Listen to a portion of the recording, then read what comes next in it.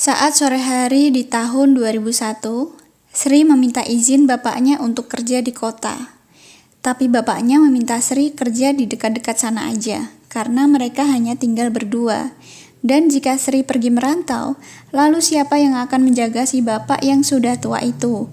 Hanya saja Sri juga bingung harus kerja apa di desa sementara dia hanya tamatan SD.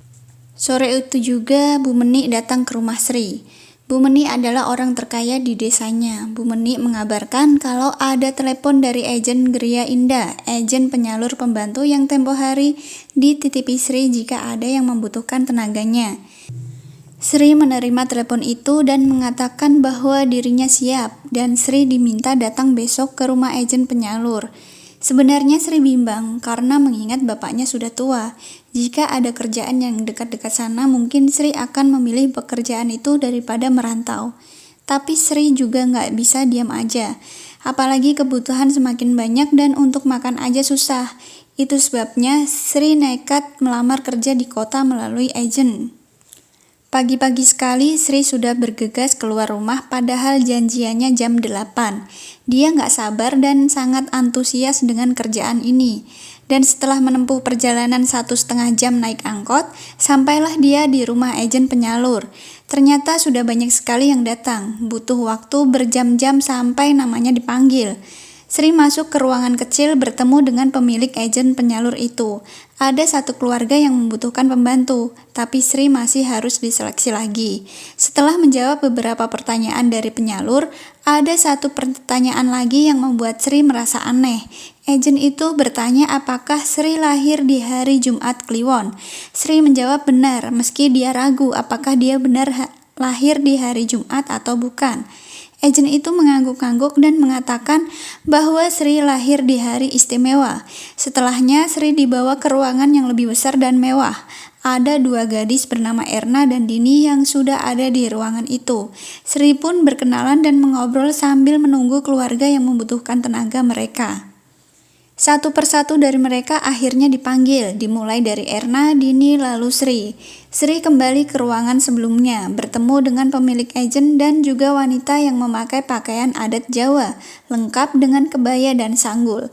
Wanita yang terlihat sangat anggun itu menatap Sri dari ujung kepala hingga ujung kaki, lalu memuji kecantikan Sri. Sri merasa sungkan seperti berhadapan dengan orang yang berderajat tinggi sekali. Bahkan Sri tak berani menatap matanya. Aura wanita itu membuat Sri tampak kecil sekali. Sri diminta duduk, lalu si pemilik agen memperkenalkan siapa wanita itu. Ternyata pemilik restoran terbesar di Jawa Timur dan sangat terkenal. Soal kekayaan tak diragukan lagi, namanya Kembang Krasa. Sri tahu jika itu hanya gelar yang memiliki arti kembang krasa, kembang yang wanginya sudah melegenda. Sebelum ditumpas untuk menyingkirkan balak di salah satu gunung di sana, saat bangsa Jin masih menguasai tanah Jawa. Sri masih menunduk, segan menatap wanita itu. Namun wanita itu meminta Sri mengangkat kepala, jangan menunduk seperti itu. Dirinya sudah tua, tidak perlu dihormati sampai sebegitunya. Sri hanya mengangguk kecil tapi tetap tak berani menatap. Wanita yang menyebut dirinya Mbah Krasa itu bertanya tentang hari lahir, weton, dan pertanyaan-pertanyaan aneh yang membuat Sri semakin curiga. Lalu Mbah Krasa menyentuh tangan Sri dan bertanya apakah Sri mau bekerja dengannya.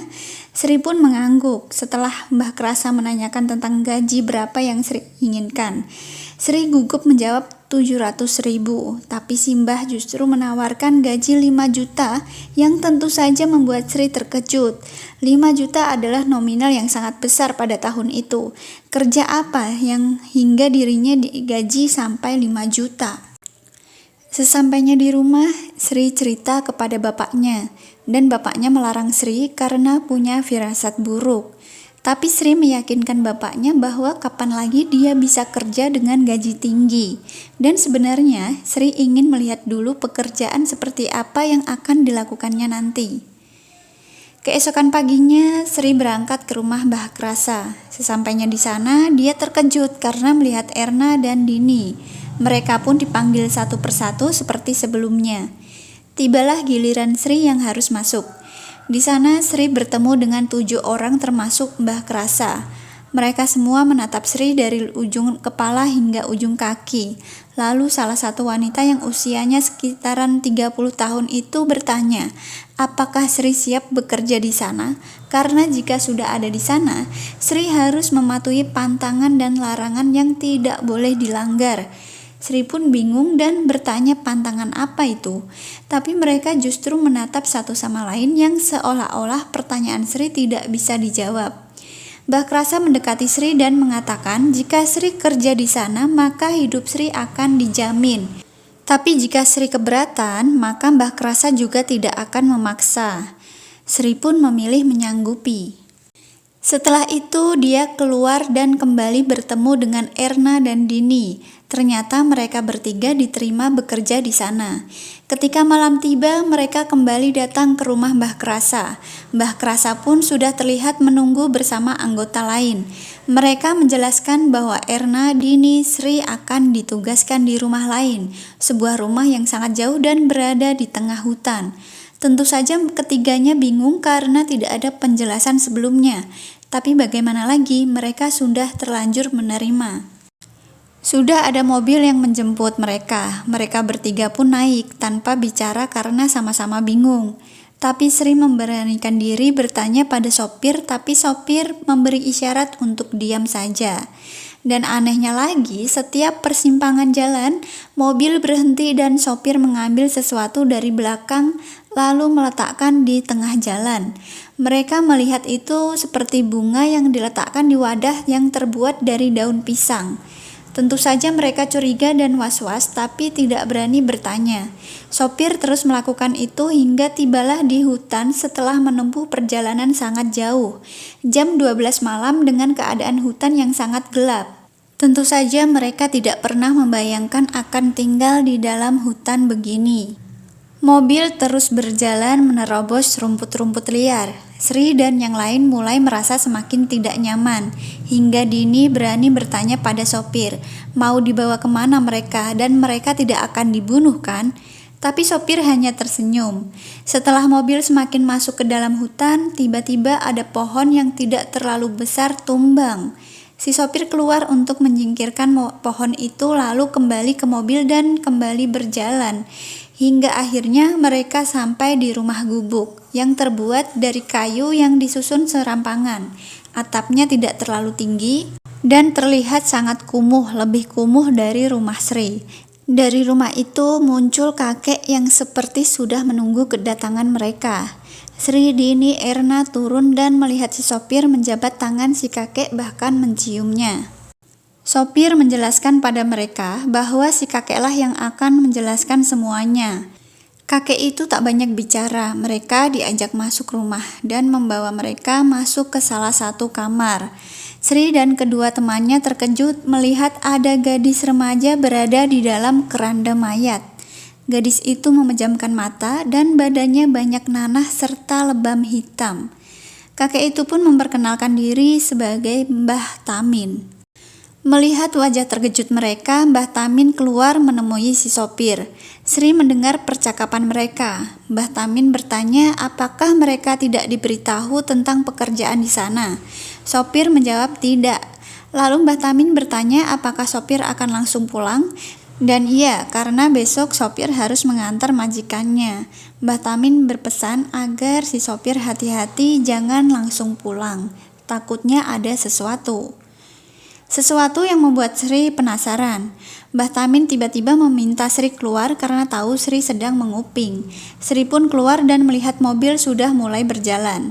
Mbah Tamin meminta Sri memanggil teman-temannya karena akan dijelaskan tentang pekerjaan di sana. Sri pun memanggil Erna, Dini untuk keluar. Setelah mereka kumpul, Mbah Tamin cerita jika yang di dalam itu adalah Dela, gadis yang sangat cantik dan tidak punya dosa. Tapi kini harus diambang kematian karena ulah santet yang laknat. Mbah Tamin cerita dengan wajah menegang seperti menahan dendam. Wajah Sri dan yang lain pun menegang. Mbah Tamin kembali menjelaskan bahwa Dela di sini karena disingkirkan agar bisa bertahan hidup sampai ketemu cara memasang santetnya. Sri penasaran dan bertanya, disingkirkan dari siapa? Tapi Mbah Tamin seakan-akan tidak nyaman dengan pertanyaan itu. Beliau menjawab bahwa banyak yang tidak diketahui oleh mereka di sana dan lebih baik jangan tahu saja. Sambil merokok, Mbah Tamin mengajak mereka ke samping rumah dan akan diberitahu tugas mereka di sana. Rumah itu memang terlihat mengerikan karena cahaya hanya dari lampu Petromax. Selebihnya gelap di mana-mana. Mbah Tamin pun mengajak ke belakang rumah, di mana di sana ada sumur untuk mandi dan lain sebagainya, termasuk untuk memandikan Della. Sri pun bertanya bagaimana cara memandikan Della, karena pasti caranya tidak sama dengan manusia normal. Mbah Tamin tersenyum dan menjelaskan bahwa air itu dicampur dengan kembang 7 rupa yang sudah disediakan. Mbah Tamin memberi contoh mengambil air di baskom dan mencampur kembang 7 rupa itu, lalu membawanya ke kamar. Mbah Tamin memanggil Sri untuk membantu mengikat tangan dan kaki Della, sementara Erna dan Dini hanya memerhatikan saja. Sri bingung kenapa harus diikat segala. Tapi setelah keranda dibuka, Sri semakin terkejut karena ternyata perut Della membesar seperti sedang hamil. Sri mulai membasuh tubuh Della sambil menatap Mbah Tamin dengan tatapan terkejut dan bingung. Mbah Tamin pun tampak mengerti dengan yang ada di pikiran Sri. Setelah selesai membasuh Della, keranda kembali ditutup dan kain yang mengikat tangan Della pun dilepas. Mbah Tamin keluar dan Sri mengejarnya. Erna dan Dini tampak bingung tapi diam saja. Mbah Tamin hanya bilang kalau suatu saat akan menceritakan jika Sri sudah siap. Tugas Sri, Erna, dan Dini hanya mengurus Della. 3 hari sudah mereka berada di sana, saling kerjasama, gantian memandikan Della dan memberikan minum. Della seperti orang koma dibanding disantet entah siapa. Sri pun sering mendengar Dini dan Erna membicarakan bau busuk dari tubuh Della, serta Mbah Tamin yang aneh dan misterius. Sri tidak ikut-ikutan walaupun bau busuk dari tubuh Della benar-benar mengganggunya. Terlebih lagi, dia seperti tinggal di dunia yang berbeda, karena kanan kiri hanya pohon dan gelap saat malam. Suatu sore Mbah Tamin pamit pergi. Beliau berpesan agar Sri dan yang lain tidak lupa mengikat tubuh Della sebelum keranda dibuka. Selain itu, Mbah Tamin juga berpesan agar jangan membukakan pintu malam ini, siapapun dan bagaimanapun yang mengetuk pintu. Sri merinding mendengar pesan yang disampaikan Mbah Tamin. Saat sore mulai gelap, Sri menutup jendela dan pintu. Dia pun masuk kamar dan melihat Dini sudah tertidur, sementara Erna yang di sampingnya sedang meringis menahan sakit. Erna pun meminta tolong Sri untuk memandikan Della menggantikannya karena dirinya sedang sakit. Dan besok ketika giliran Sri akan digantikan Erna. Awalnya Sri keberatan, tapi akhirnya mau karena kasihan melihat Erna yang terus meringis kesakitan. Sri bersiap memandikan Della, tapi air di gentong dapur sudah habis. Dia pun hendak mengambil air di sumur, tapi tiba-tiba ragu karena teringat ucapan Mbah Tamin. Tapi dia juga tidak punya pilihan lain dan akhirnya memberanikan diri membuka pintu. Ia merasa hawa malam itu jadi lebih hening, tak terdengar satupun binatang bersuara. Sri bergegas ke sumur dan menimba air, lalu membawa masuk. Tapi dari sudut mata Sri melihat ada yang mengawasinya. Saat ditatap, sosok itu seperti menghilang.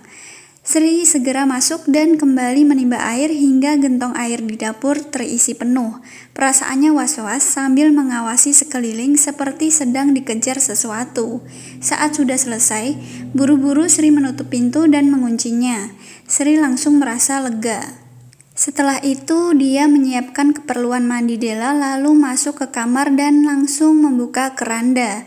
Dengan pelan, Sri membasuh tubuh Della. Dan ia menatap perut Della yang kata Erna dihamili oleh Pak Tamin. Tapi Sri tidak percaya itu.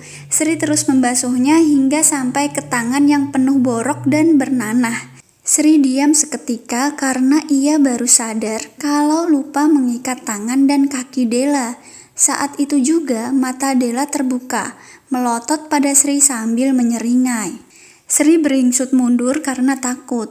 Dan tiba-tiba Della mencekik leher Sri. Mulut Della menganga menunjukkan gigi yang hitam dan membusuk. Sri berusaha melepaskan cekikan Della yang sangat kuat hingga dia hampir kehabisan napas. Della bertanya siapa Sri dengan suara yang menyerupai nenek-nenek. Kondisi Della sangat mengerikan. Matanya putih, air liurnya menetes-netes, serta giginya yang membusuk. Della terus bertanya dan Sri pun bertanya siapa dia dengan terbata-bata. Della justru tertawa sangat keras membuat Sri ketakutan. Erna yang mendengar keributan pun datang ke kamar Della dan terkejut seketika. Della menoleh menatap Erna, lalu melepas cengkramannya. Dia menyeringai, lalu lompat ke ranjang, merangkak sambil tertawa dan berkata, "Bocah kliwon semua." Della juga mengatakan bahwa percuma, karena 1000 harinya anak ini akan segera habis. Dini, Erna, dan Sri hanya akan menjadi tumbal di sana. Setelah itu Della terus tertawa, dan Sri segera menyiram Della dengan air kembang. Seketika saja Della meraung kesakitan. Sri pun lompat mencengkeram tubuh Della, berteriak pada Erna agar cepat mengambil tali hitam. Sri pun mengikat leher Della, sedangkan Erna masih kebingungan ada apa sebenarnya, sambil menahan tubuh Della yang terus meronta. Hingga akhirnya Della mulai tenang dan tertidur. Sri mulai mengikat Della dengan benar, lalu membaringkan di ranjang, dan setelah itu menutup dengan keranda lagi. Sri dan Erna masih sama-sama tegang karena syok dengan apa yang baru saja terjadi. Erna menangis dan bilang ingin pulang. Sri diam saja, dirinya juga ingin pulang. Jika saja tidak terikat dan bila dilanggar maka nyawanya akan melayang. Sri juga mulai tenang, lalu cerita pada Erna jika dia lupa mengikat tangan dan kaki Della sebelum keranda dibuka. Dengan kejadian ini, Sri jadi berpikir, santet apa yang sampai memasukkan iblis ke dalam tubuh gadis tak berdosa. Dia jadi ingat cerita bapaknya yang bilang bahwa santet bisa dilakukan atas kebencian yang melebihi akal. Lantas, kebencian seperti apa yang dilakukan orang untuk mengambil nyawa gadis yang nggak tahu apa-apa ini? Ini adalah pertama kalinya Sri melihat santet yang seperti menyimpan banyak teka-teki, penuh misteri dan harusnya ada jalan keluarnya, tapi Sri juga tidak tahu. Tiba-tiba dia teringat ucapan Della yang tadi tentang Sewu Dino. Dia pun bertanya pada Erna apakah Erna lahir di hari Jumat Kliwon, dan Erna mengangguk dan balik bertanya. Sri merasa ngeri, sekarang ia tahu sesuatu, tapi ada satu lagi yang harus dia cari tahu. Jika jawabannya benar, maka sudah bisa dipastikan bukan hanya Della yang hidup di ujung maut, tapi mereka bertiga juga, karena terjerat dalam garis weton yang sama.